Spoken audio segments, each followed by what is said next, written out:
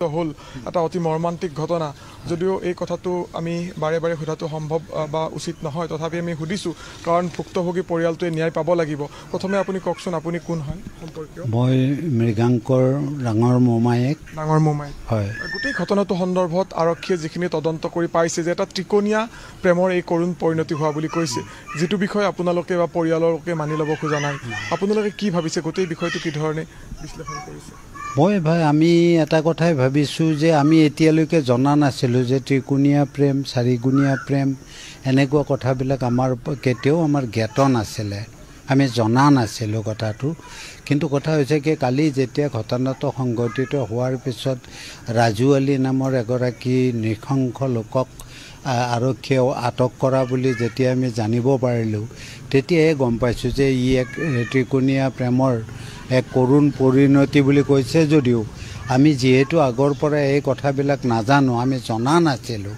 যেন এটা যেন কিবা পূৰ্ব পৰিকল্পিত কিবা এটা যেন ঘটনা তেনেকুৱা যেন লাগিছে আমাৰ আজি আমি এইটো কথা আমি মানিব পৰা নাই যে মৃগাংকৰ নিচিনা এজন যুৱকক কোনোবাই হত্যা কৰিব পাৰে তেওঁ সাধাৰণতে তেওঁ এজন অভিনেতা তেওঁ অভিনয় কৰি ভাল পায় শিল্পী মনৰ তেওঁ এজন যুৱক আছিলে আৰু তেওঁ সদায় মানে হাঁহিমুখীয়া যুৱক আৰু সুদৰ্শন চেহাৰাৰ তেওঁ এগৰাকী যুৱক গতিকে তেওঁৰ ক্ষেত্ৰতো যে তেনেকুৱা এটা ঘটনা সংঘটিত হ'ব পাৰে আমি সহজভাৱে ল'ব পৰা নাই গতিকে আমি এটা কথাই চিন্তা কৰিছোঁ আজিৰ তাৰিখত যে ঘটনা যিয়েই নহওক আজি ত্ৰিকোণীয়া প্ৰেম বুলি কৈছে আমি মানি ল'ব পৰা নাই আৰক্ষীয়ে জোৰ তদন্ত কৰক আৰু ৰাজু আলী নামৰ সেইজন হত্যাকাৰীক যিহেতু ধৰিছে তাক ভালদৰে সোধা পোছা কৰক অকল ৰাজু আলীয়ে এই ঘটনাৰ লগত জড়িত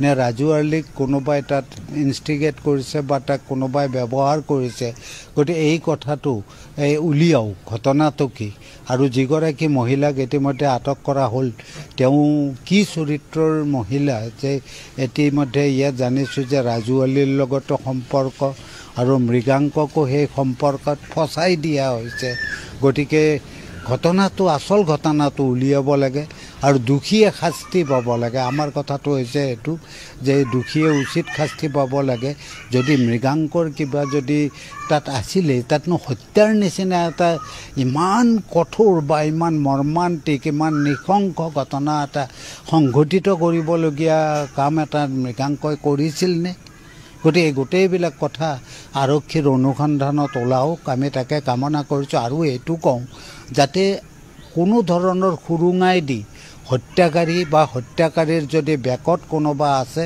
তেওঁলোক যাতে সাৰি যাব নোৱাৰে এই কথাটো পোহৰলৈ আহক আৰু আমি আজিৰ তাৰিখত এই মুহূৰ্তত আমাৰ পৰিয়ালটোৰ পৰা আমাৰ আত্মীয়সকলৰ পৰা বা ইয়াত যিসকল শোকদগ্ধ ৰাইজ ইয়াত ৰাতিপুৱাৰে পৰা বা কালি সন্ধিয়াৰে পৰা ইয়াত উপস্থিত হৈ আছে সকলোৱে কেৱল এটা কথাই কৈছে যে দোষী শাস্তি পাব লাগে সকলোৱে মানে নৃশংস এই হত্যাকাণ্ডৰ আঁৰত কি আছিল এই কথাটো সকলোৱে মানে বিচাৰিছে আৰু দোষীক কিন্তু নিষ্ঠুৰ এই হেৰিজনক অপৰাধীজনক মানে উচিত সঠিক তদন্ত কৰি আৰক্ষীৰ সঠিক তদন্ত হ'ব লাগে যাতে এই তদন্তৰ কোনো সুৰুঙাই দি যাতে হত্যাকাৰী সাৰি যাব নোৱাৰে তাৰ ব্যৱস্থা লওক আমি একেবাৰে দাবী কৰিছোঁ সকলোৱে দাবী কৰিছোঁ আমি আজি অত্যন্ত মৰ্মাহত হৈ আছোঁ এই ঘটনাটোক লৈ তেওঁ এই পৰিয়ালটিৰ এটা ক'ব গ'লে এটা দুখীয়া পৰিয়াল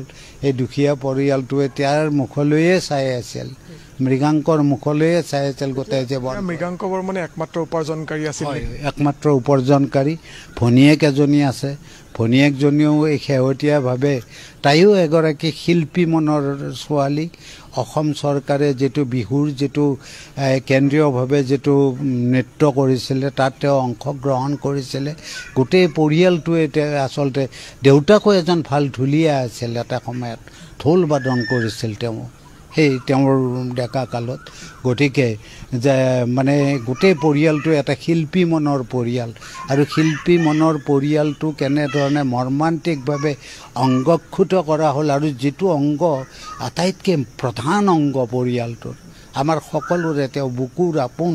গতিকে আৰক্ষীয়ে গোটেই বিষয়টো ক্ষিপ্ৰতাৰে তদন্ত কৰি এটা উচিত ব্যৱস্থা গ্ৰহণ কৰে। আপোনাৰ সৈতে আৰু কথা পাতিম, কিন্তু চুবুৰীয়া একাংশ আছে, আপুনিও চুবুৰীয়া নিশ্চয়। হয়। গোটেই যিটো ঘটনা সংঘটিত হ'ল, এই গোটেই ঘটনাটোক আপোনালোকে কি ধৰণে চাইছে? এটা ত্ৰিকোণীয়া প্ৰেমৰ কৰুণ পৰিণতি বুলি আৰক্ষীয়ে প্ৰাথমিক তদন্তত পাইছে। আপোনালোকে মৃগাংক বৰ্মনক সেই ধৰণৰ কিবা সন্দেহ বা তেওঁলোকৰ চাল চলনত সেই ধৰণৰ কিবা প্ৰতিফলিত হৈছিল নেকি?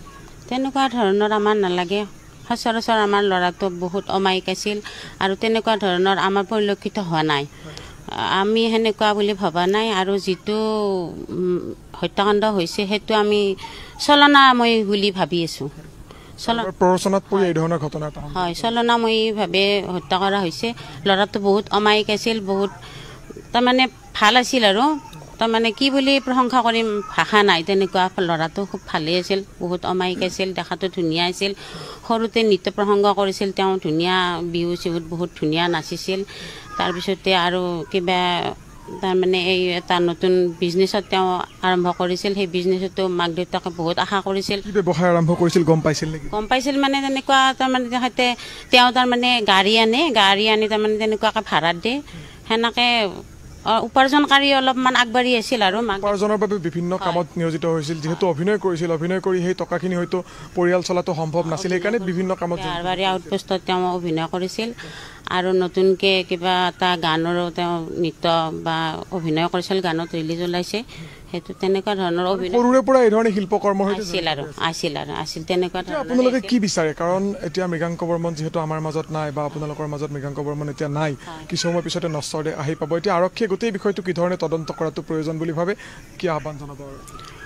তাৰ দোষীক উচিত শাস্তি দিয়াটো আমি বিচাৰোঁ। কাৰণ কি যিহেতু আমি আমাৰ ফালৰ পৰা নিৰ্দোষী বুলিয়ে ভাবোঁ তেওঁ ল'ৰাটো।